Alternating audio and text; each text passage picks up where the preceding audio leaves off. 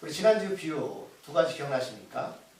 100마리 어린 양, 양 한 마리 잃은 양 비유였고 10드라크마에서 한 드라크마를 잃었던 한 여인의 비유였습니다. 오늘 이 누가복음 15장은 그 두 가지 비유의 연속되는 비유입니다.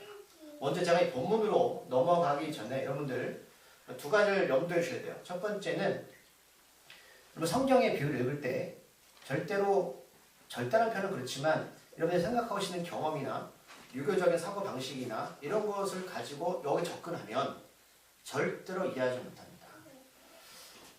지난주 어떤 권사님이 찾아오셔서 새벽 말씀을 들었던 걸 저한테 의문이 가서 물어본 분이 계셨어요. 부자 나사로 비유였어요. 부자 나사로 비유죠. 비유입니다. 똑같이. 근데 목사님이 이렇게 말씀하셨대요. 부자가 왜 지옥 갔냐면 선한 일을 하지 않아서 이렇게 말씀을 하셨대요. 근데 이분이 듣고도 본인이 이해가 안 가서 제게 물어보길래 제가 교회 가서 물어보세요 답변을 드렸어요. 여러분들 좋은 현상입니다. 여러분들 만약 성경을 읽다가 그런 의문점이 생기는 것은 굉장히 좋은 영향력이고요.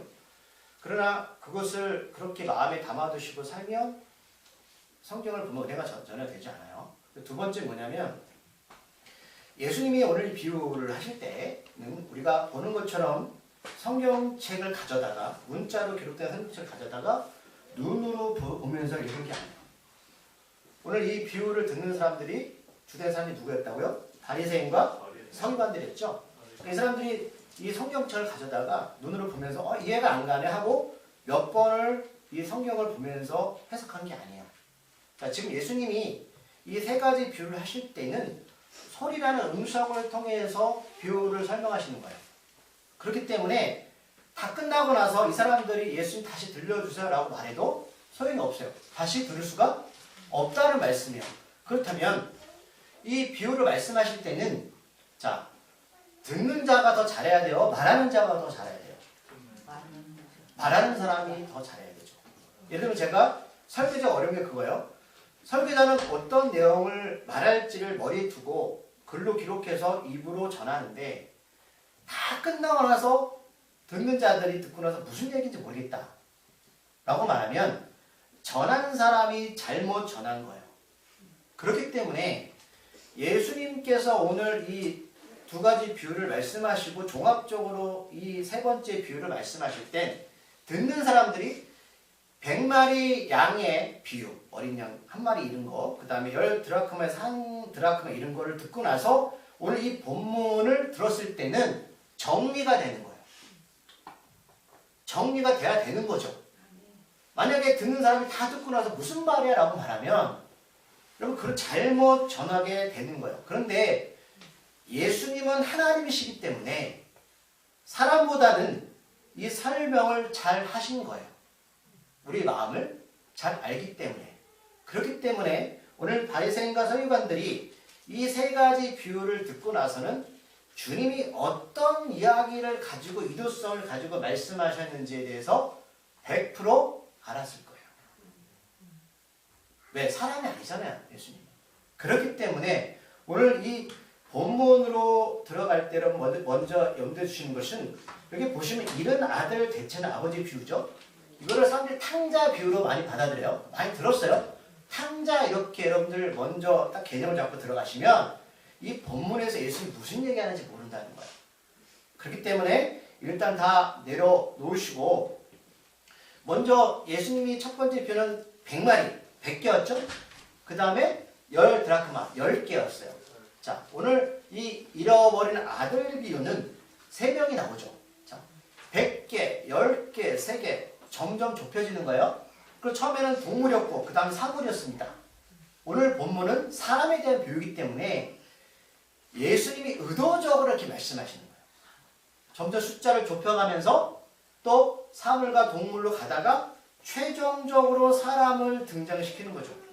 자, 오늘 이 본문에 시작을 하실 때 사람들이 놓치는 게 가장 중요한 놓치는 게 하나 있어요. 뭐냐면 먼저 11절에서 또 이르시되 라는 것은 앞에 두 가지 비유였죠. 비유 말씀하시고 어떤 사람에게 배웠지만 오늘 이 비유도 실제 있었던 일들이 아니에요. 예수님이 옛날 이야기하는 것처럼 말씀합니다. 어떤 사람이 있었다. 이건 가성적인 거죠. 자, 두 아들이 있었는데 둘째가 아버지한테 뭘 요구해? 재산이 있는데 그 분기 자기가 가져갈 만한 것들을 정당한 것을 달라고 요구를 합니다. 그러면 12절에서 우리가 무엇이 중요한 문구냐면 후반절에 이렇게 기록되어 있어요. 아버지가 그 살림을 각각 나누어 주었다. 아멘.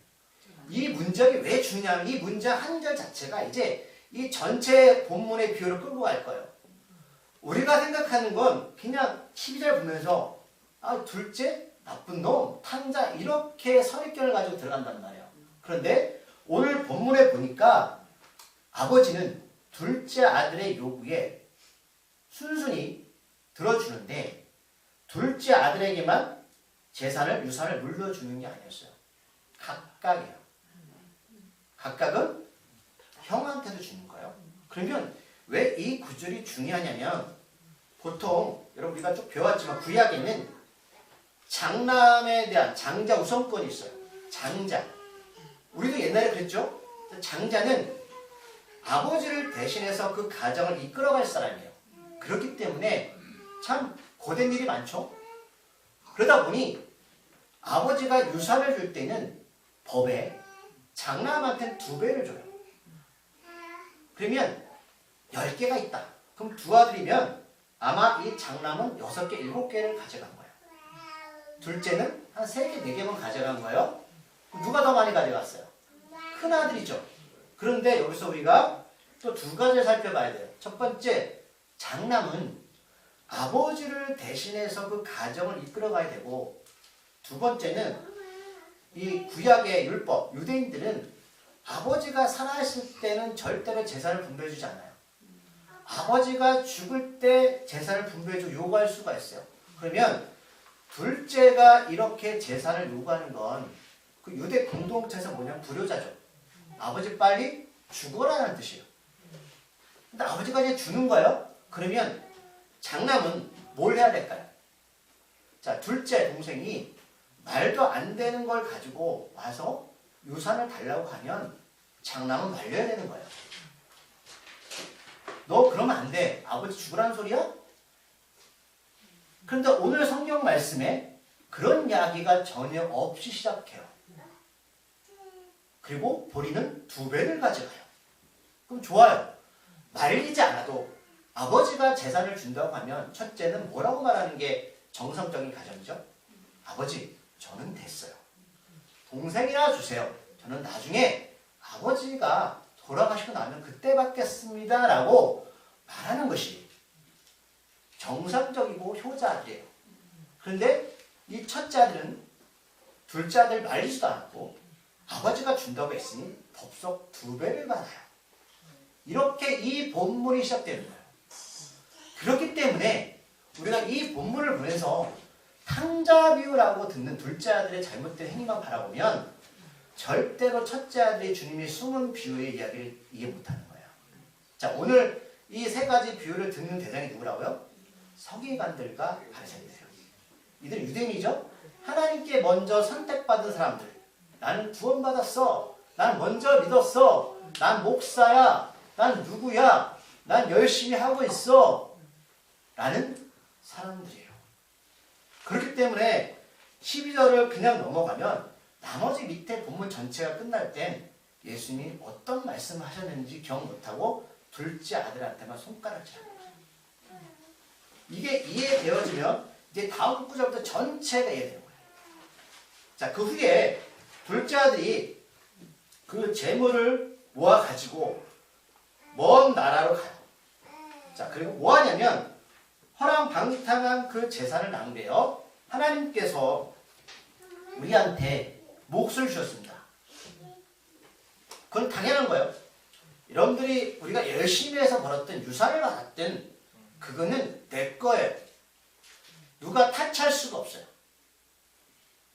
그렇죠. 내 걸 가지고 내가 쓰는데 누가 뭐라고 그래요. 그래서 둘째 아들도 그렇게 살았단 말이야. 그래서 그것을 다 써버렸는데 어떤 일이 벌어지냐면 다 없애놓은 하나님의 비유는 잘 보세요. 하나님이 일하심은 늘 이런 식입니다. 두고 보고 계신 거지.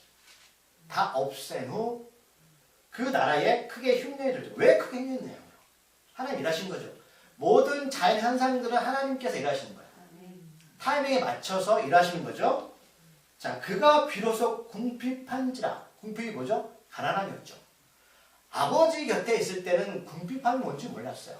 그냥 당연한 건 줄 알았단 말이에요. 당연한 건 줄 알았어요.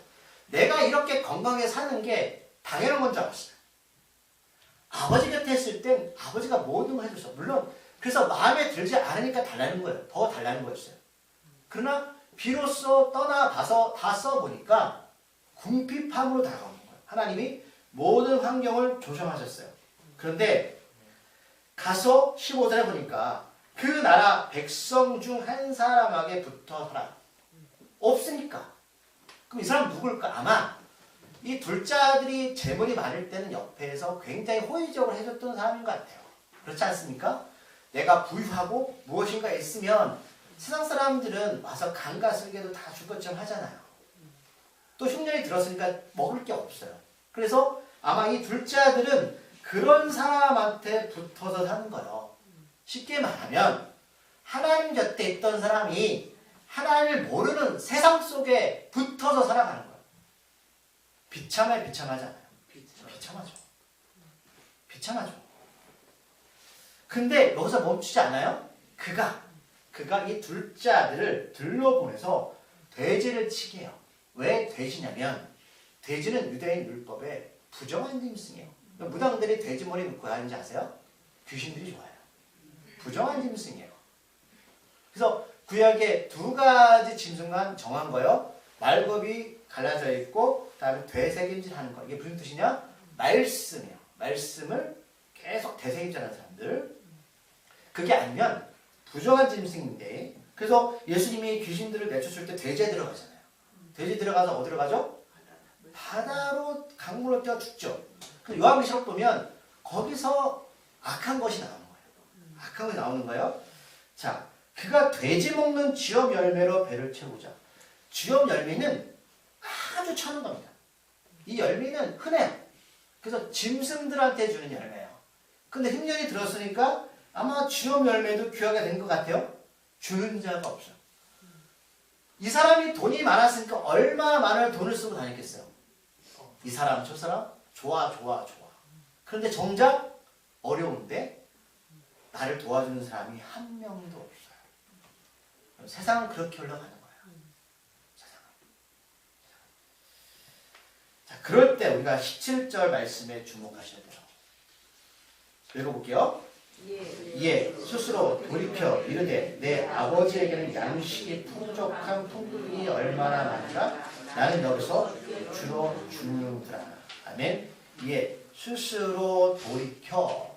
우리가 앞에서 봤지만 이르면 드라크마 했을 때 오늘 죄인들 예수님 식사하시죠?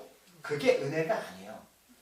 하나님은 그걸 통해서 뭘 원하시냐면 회개라고 말씀드렸어요. 그렇죠? 다시 돌아가 볼까요? 자, 15장 7절. 누가복음. 내가 너희에게 이르노니 이와 같이 죄 한 사람이 회개하며 하늘에서 회개할 것 없는 의인 99으로 말미암아 기뻐하는 것보다 더하리라. 아멘. 회개. 또 넘어갈게요. 드라크마 10절 15장 10절 말씀. 내가 너희에게 이르노니 이와 같이 죄 한 사람이 회개하면 하나님의 사자들 앞에 기쁨이 되느니라. 아멘. 자, 두 가지 비유와 마지막 정리한 비유의 공통점 아시겠죠? 회개. 스스로 돌이켰다. 하나님은 여기에 관심이 있구나.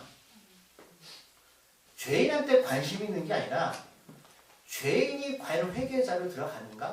라는 거야. 자, 그러면 회개가 뭐냐? 내 아버지에게는 양식이 풍족한 품꾼이 얼마나 많은가? 나는 여기서 주로 죽는구나. 나 죽는다. 나 죽게 생겼다. 예.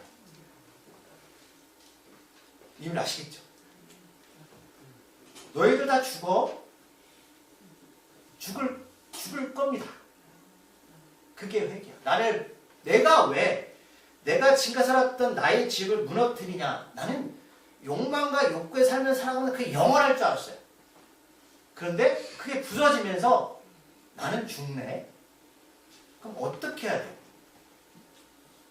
모르죠. 죽어봤어야 알죠. 죽은 다음에 어떻게 할지 누가 알아요? 자, 그럼 여기서 끝나야 되는가? 18절 말씀 읽어볼게요. 내가 일어나 아버지께서 가서 이르기를 아버지 내가 하늘과 아버지께 죄를 지었사오니 아멘. 죽는다. 회개자는 죄를 고백하는 거예요. 무슨 죄? 아버지께서 떠는 게 죄라니까요. 죄를 지었사오니 일어나서 아버지께 가서 고백해야죠. 아버지 저는 죄인이었습니다. 그러면서 19절에서 뭐라고 말하냐면 나는 이제 아버지 아들로 살 자신이 없어요. 나는 그런 사람이 아니에요. 그러니까 이게 굉장히 겸손한 거예요. 아들이잖아요. 전에는 아버지 곁에 있을 때는 아들이었어요. 근데 떠나보니까 나는 이제 아버지를 아버지로 부를 만큼의 자격이 있는 사람이 아닙니다. 라는 뜻이에요. 그러면서 나를 품꾼의 하나로 보소서. 일꾼으로 살겠다는 거예요. 하나님 나라 가기 전에 하나님 내가 하나님 아버지 나라 가기 전에 이 땅에서 일꾼으로 살아도 좋아요. 전에 뭐였어요? 대접만 받았잖아요. 그럼 이게 어디서 나온 거냐면 회개에서 나오는 거예요. 내 삶의 실패를 통해서 나는 이렇게 살아도 좋아요. 일꾼. 와 사람이 이렇게 변해요? 망하니까 안 돼요. 그래서 20절에 보면 그 생각했던 것들을 행동으로 옮겨요. 회개는 행동으로 가는 거예요. 20절 말씀 읽어볼게요. 이에 일어나서 아버지께로 돌아가니라. 아직도 거리가 먼데 아버지가 그를 보고 친히 여겨 달려가 목을 안고 입을 맞추니 아멘. 자 19절까지는 생각이었어요. 여러분들 회개를 생각만 하는 게 아니에요. 오늘 19절이 끝나면 아버지 만날 수 있어요? 하나님 회개합니다. 끝! 아니에요. 둘째 아들은 일어나서 아버지께로 가는 거야. 가서 근데 우리가 재밌는 건 아직도 거리가 먼데 지금 그림을 그려보세요. 둘째 아들이 막 오고 있는데 아버지가 먼저 그를 봐요. 그리고 치긴이 여겨 달려가 목을 안고 입을 맞춥니다. 그러면 오늘 이 아버지가 처음 나온 거죠. 처음 나와서 우연히 아들이 오는 걸 본 거죠. 매일매일 기다리셨는데 이게 왜 그렇게 하셔야 되냐면 왜 아버지가 뛰어갔을까? 물론 사랑해서 그래요. 그런데 유대 공동체 법에 의하면 어떤 가정에서 불효자가 있잖아요. 그러면 그 아들은 돌로 쳐 죽여도 돼요. 말씀 찾아볼게요. 자, 신명기 21장 18절 21절 294쪽 구약이요. 294쪽 말씀 신명기 21장 18절 21절까지 말씀 신명기 21장 18절 21절까지 말씀 294쪽의 말씀이 기록되어 있습니다. 자, 패역한 아들에게 내린 벌이에요. 자, 한 절씩 읽어보겠습니다. 먼저 18절 제가 읽을게요. 사람에게 완악하고 패역한 아들이 있어 그의 아버지의 말이나 그 어머니의 말을 순종하지 아니하고 부모가 징계하여도 순종하지 아니하거든 그의 부모가 그를 끌고 성문에 이르러 그 성읍 장로들에게 나아가서 그 성읍 장로들에게 말하기를 우리의 이 자식은 완악하고 패역하여 우리의 말을 듣지 아니하고 방탕하며 술에 잠긴 자라면 그 성읍의 모든 사람들이 그를 돌로 쳐 죽일지니 이같이 내가 너희 중에서 악을 취하여 그리하면 온 이스라엘 듣고 두려워하리라. 아멘. 우리 청년분들 잘 들어요. 청년들 구약엔 부모의 말씀을 듣지 않으면 돌로 쳐 죽여요. 근데 돌로 쳐 죽이는 게 부모가 하는 게 아니고 교회 공동체 엘더들이에요. 장로들이 하는 거예요. 왜 그러냐면 그 공동체를 유지하기 위해서 그런 거예요. 그러니까 어떤 가정, 오늘 이 두 아들 교회에서 이 둘째 아들이 지금 아버지가 죽기 전에도 제사를 요구했죠. 그러면 이 가정의 문제가 아니고 이 마을 전체 문제예요. 그러면 이 아들이 돌아온다는 소식을 알았어요? 그럼 엘더들이 나오는 거예요. 나와서 돌로 쳐 죽이는 거예요. 그래도 법에 어긋나지는 않아요. 이러면 효도하겠죠? 예? 아, 구약 율법이 지금 존속시켜야 돼요. 그냥 돌로 쳐 죽여야 돼요. 그래서 아버지가 뛰어나가는 거예요. 왜? 보호하려고. 보호해야죠. 만약에 그 사이에 엘더들이 나와서 장원도 나가 돌로 쳐 죽여도 할 말이 없어요. 그럼 아버지의 마음을 읽으시겠어요? 그래서 살찐 송아지를 왜 잡냐면 이따가 송아지는 이 가족이 다 먹을 수가 없어요. 뭐 하는 거죠? 주변 사람들을 부르는 거죠. 불러서 뭐해요? 회복시키는 거예요. 내 아들 용서해줘. 공동체가 용서해줘. 제발. 그래서 송아지를 잡는 거예요. 지금 불효자는 울으셔야 돼요, 지금. 자, 누가복음 넘어가서 가면 21절에서 이렇게 말하죠. 아들이 이르되 아버지 내가 하늘과 아버지께 죄를 지었사옵니다. 하늘은 뭐 하나님 계신 거잖아요. 그러니까 회개는 뭐냐면 아버지와 사람과의 관계 전부 다 회개하셔야 되는 거예요. 내가 누구한테 잘못했으면 내가 아버지께 용서를 빌어 끝 이게 아니고 아버지께 용서를 빌었으면 누군가께 잘못했으면 찾아가서 용서 비셔야 돼요. 이게 회개예요. 우리가 하는 회개 뭐죠? 교회 와서 예배당 와서 잘못했어요. 끝. 그거 회개 아니니까요. 오늘 이 둘째 아들은 하늘과 아버지께 죄를 지었다고 말해요. 그러면서 지금부터는 아버지 아들로 말할 수 없습니다. 내가 누군지를 아는 거예요. 정체성을 아는 거예요. 아버지의 은혜를 베풀지 않으면 저는 저렇게 죽어갈 거예요. 그런데 22절에서 아버지는 종들에게입니다. 제일 좋은 옷을 내어달라 입히고 손에 손가락질을 끼우고 발에 신을 신기라. 어떤 뜻이냐면 먼저 신발은 신분 회복을 말해요. 이때는 종들은 맨발로 다녔어요. 그러니까 저 아버지가 신발을 신겨 준다는 것은 아들이 지금 저는 아버지 아들이 아닙니다라고 말할 때 아니야 너는 내 아들이야. 모세가 호렙산에서 하나님 만나고 하나님의 첫 번째 하신 명령이 뭐냐면 내 발에서 신발을 벗어라. 세상의 관계를 단절해라. 나와 이 뜻이었어요. 두 번째는 옷이죠. 옷은 명예입니다. 이 아들이 어떤 옷을 입고 왔을까요? 누더기 옷이잖아요. 그럼 이 옷은 아버지가 입고 있는 최고의 옷으로 주는 거. 신분의 상징이죠. 옷은 그 사람의 어떤 명예, 신분을 상징하죠. 동일한 대접. 아버지가 누리고 있는 대접을 아버지에게도 주는 거예요. 아들에게 주는 거예요. 옷을 줌으로 말미암아. 그래서 요셉이 자색옷 입었잖아요. 그거예요. 가장 좋은 것으로. 세 번째 반지는 권력과 권위의 상징인데 영화 보시면 옛날에는 이 편지가 누구 것인지를 도장 인장을 찍었다고요. 그래서 아버지의 능력을 위임해 주는 거죠. 하나님을 믿는다는 거. 예수님을 통해서 구원받은 이거예요. 신분 회복, 또 나의 하나님과 동일한 어떤 예수님과의 관계성, 나의 하나님이 가진 권위를 위임받는 것입니다. 그러면 지금 아들이 한 게 뭐 있어요? 회개요. 죄를 고백하고 아버지께 돌아온 것 뿐이에요. 뭐 선한 일 했나요? 한 하나도 없어요. 근데 부자 나사로 비유가 부자가 좋은 일 안 해서요? 그거 비유거든요. 자, 그리고 아까 송아지를 잡죠. 신분 회복을 인정받게 되는 거예요. 동네 전체, 공동체 전체 받는 거예요. 이제는 이제 맏아들로 갑시다. 여기까지 하셨죠? 자, 첫째 아들이 밭에 있다가 24절 말씀 먼저 볼까요? 그들이 즐거워하더라. 그죠? 이렇다가 얻었다는 거예요. 25절에서 맏아들, 첫째 아들이 밭에 있다가 돌아옵니다. 근데 집에 가까이 가는데 풀소리가 들려요. 뭐지? 그럼 지금 이 첫째 아들은 이 잔치가 벌어진 걸 아는 거예요? 모르는 거예요? 모르죠. 한종을 불러다가 물어보는 거예요. 이게 소녀 어린아이를 말해요. 그럼 생각해 보세요. 아까 말씀드렸지만 장자는 아버지를 일을 위임받은 사람이에요. 여러분들이 만약에 아버지라면 경황이 없어도 이 잔치를 벌이면 밭에 간 첫째 아들을 불러요, 안 불러요? 부르는 게 맞죠. 그러면 보자고요. 왜 안 불렀을까? 일부러 안 부른 거예요. 지금 이 아버지는 첫째 아들의 속내를 알고 있어요. 지금 이걸 듣는 사람들이 누구라고요? 바리새인과 서기관들이에요. 장자들이에요. 장자들이라고. 일부러 안 불렀어요. 아버지는 다 알고 있었어요. 둘째 아들이 나쁜 사람이 아니에요. 나쁜 일을 했죠. 하지만 첫째 아들도 나쁜 놈이에요.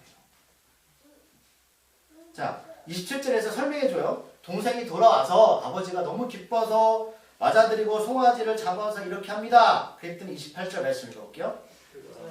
그가 놓아여 들어가고자 하지 아니하거늘 아버지가 나와서 권하는데 아멘. 화를 낸다.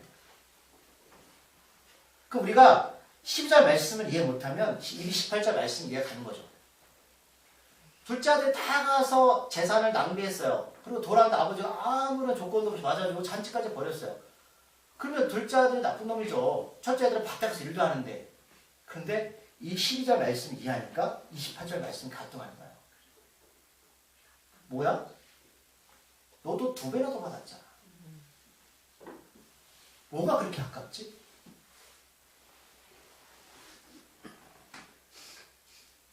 뭐가 그렇게 아깝고요? 30절에 그럼 먼저 넘어가서 이 아들이라는 표현 있죠. 이 아들 30절에 이 아들이 돌아오면 말씀 있죠. 그렇죠? 자, 영어 잘 안 쓰는데 이게 어떤 뜻이냐면 This is son of yours. 당신의 아들이에요. 자기 동생이잖아요. 철저하게 손을 긋는 거예요. 내 동생 아니에요? 당신 아들이잖아요. 와. 29절 말씀 또 볼게요. 아버지께 대답하여 이르되 내가 여러 해 아버지를 섬겨 명을 어김이 없거늘 내게는 염소 새끼라도 주어 나와 그것으로 즐기게 하신 데 없더니. 아멘. 29절에서 빠졌어요. 원에 보면 이게 빠졌어요. 그러니까 이게 한자로 넘어다 보니까 이런 게 있어요. 보십시오. 이봐요. 왜 아시겠어요? 자기 아버지한테 화가 나서 보십시오 아버지 이봐요. 아버지한테 이렇게 말하면 이게 제대로 된 자식이야. 이봐요. 보십시오. 그럼 지금까지 이 첫째 아들은 어떻게 아버지를 섬긴 거예요? 아버지를 열애 동안 섬겼대요. 자기를 위한 거예요. 자기 위해 했다고. 아버지 사랑 안 했어요. 이봐요. 보십시오. 내가 열애 동안 아버지를 섬겼는데 명도 어기지 않았어. 내가 뭐 새벽기도 빠지지 않았고요. 내가 정말 하나님께 11조도 빠진 적이 없어요. 보십시오. 근데 나한테 준 게 염소 새끼라도 줬습니까? 나와 내 벗으로 즐기 하신 일 있습니까? 없잖아요. 그리고 30절에 그 말씀. 당신 아들. 이 첫째 아들은 무슨 생각 가지고 아버지 곁에 있었던 걸까요? 31절 말씀. 이제 정리도 들어갈 거예요. 읽어볼게요. 아버지가 이르되 예, 너는 항상 나와 함께 있으니 내 것이 다 내 것이다. 아멘. 예라는 표현은 사랑스러운 표현이에요. 첫째 아들 대들고 그렇게 속내를 드러내면도 아버지는 예, 너는 항상 나와 함께 있었잖아. 내 것이다. 네 거야. 근데 첫째 아들은 이걸 알아요, 몰라요? 알아요. 동생도 자기 동생 아니에요. 자, 이제 30절 말씀으로 가겠습니다. 마지막 절 같이 읽어보겠습니다. 이 내 동생은 죽었다가 살아났으며 내가 잃었다가 얻었기로 우리가 즐거워하고 기뻐하는 것이 마땅하다. 아멘. 자, 오늘 첫째 아들은 바리새인과 서기관들이고 둘째 아들은 세리와 죄인들이었어요. 이제 이미 아시겠죠? 그런데 첫째 아들은 동생을 동생을 여기지 않았어요. 동생보다 더 많은 것을 얻고 했음에도 만족하지 않아요. 내 동생은 죽었다가 살아났으며 내가 잃었다가 얻었기로. 그래서 한 마리 양, 한 드라크마. 하나님은 거기에 가치, 가격보다 소중함을 말씀합니다. 우리가 즐거워하고 기뻐하는 것이 마땅하다. 여기서 끝맺음 하시죠. 그래서 말씀 안 하세요. 비유로. 열린 거예요. 뭘 열렸냐면, 자, 바리새인 서기관들, 너희들 잘못했어, 너희들 죽어야 돼, 이게 아니라 너희들 이 비유의 뜻을 알겠지? 그러면 선택해야죠. 이걸 열어놓으신 거예요. 선택은 너희들이 해. 선택은 너희들이 해. 이게 오늘 이 비유입니다. 누가 잘하고 누가 못한 게 아니라 하나님은 전부 다 사랑하셨어요. 그렇잖아요. 하나님이 첫째 아들한테 못한 게 뭐예요? 두 배로 줬잖아요. 둘째 아들 이방인이었다가 돌아와서 품어준 것 뿐이에요. 그럼 차이가 뭐가 있나요? 없어요. 근데 우리 이걸 보면서 둘째 나쁜 놈 이렇게 말하면 예수님이 세 가지 표를 쭉 말씀하신 이유에 대해서 모르는 거예요. 선택은 우리의 몫입니다. 어디로 갈 거냐라는 거예요. 네. 여러분들 이 과정을 쭉 보셨죠? 어떻게 하는 게 돌아가는지 아닌가. 하나님 지금도 그렇게 찾으세요. 네. 회개 없는 신앙은 여러분 종교생활입니다. 아버지께 가십시오. 가셔서 죄인을 고백하시고 아버지가 다 받아주세요. 네. 받아주시고 예하라고 부르시잖아요. 아들아 큰아들한테 자기한테 그렇게 하는 예하. 저는 하나님 아버지가 더 이해가 안 가요. 화를 안 내시죠? 이해가시나요? 이해가세요? 그래서 여러분 이 비유를 쭉 하시면 나중에 16장에 이제 부자 나사 비유가 나와요. 부자 거지 비유가 나와요. 이해가 가는 거죠. 화나는 일이 아니에요. 비유라고. 기도하시겠습니다. 오늘도 역사하시고 함께 하신 하나님을 찬양합니다. 주여, 우리가 예수를 믿으면서 여전히 우리 경험, 가치관, 생각, 유교적인 풍습을 가지고 믿을 때가 너무나 많습니다. 그런데 하나님이 이것을, 예수님은 철저하게 깨십니다. 하나님은 살아계시다. 우리가 아버지의 마음을 어떻게 100% 이해하겠습니까? 첫째 아들, 둘째 아들, 아버지 입장에서 참 나쁜 아들입니다. 불효자입니다. 그런데 하나님은 다 안아주십니다.